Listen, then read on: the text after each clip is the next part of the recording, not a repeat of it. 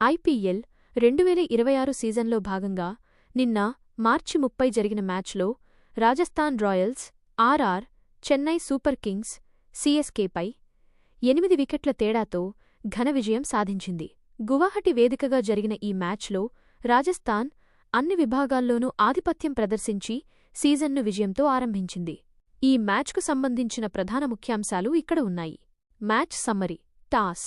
Rajasthan Royals toss గెలిచి ముందుగా bowling ఎంచుకుంది.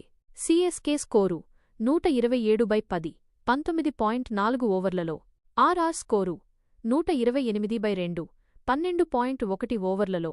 ఫలితం రాజస్థాన్ రాయల్స్ 8 వికెట్ల తేడాతో విజయం. ఇంకా 47 బంతులు మిగిలి ఉండగానే. ముఖ్య విశేషాలు.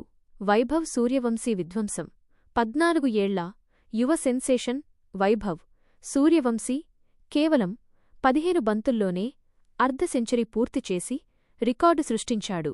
అతను మొత్తంగా 17 బంతుల్లో 52 పరుగులు, 4 ఫోర్లు, 5 సిక్సర్లు చేసి రాజస్థాన్ విజయాన్ని సులభతరం చేశాడు.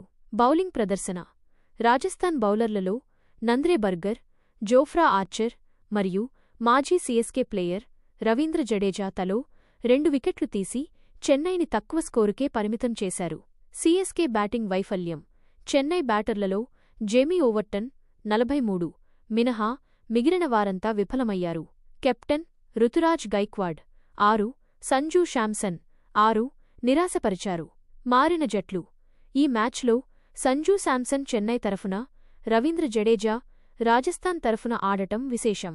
ఎంఎస్ ధోనీ గాయం కారణంగా ఈ మ్యాచ్కు దూరంగా ఉన్నాడు.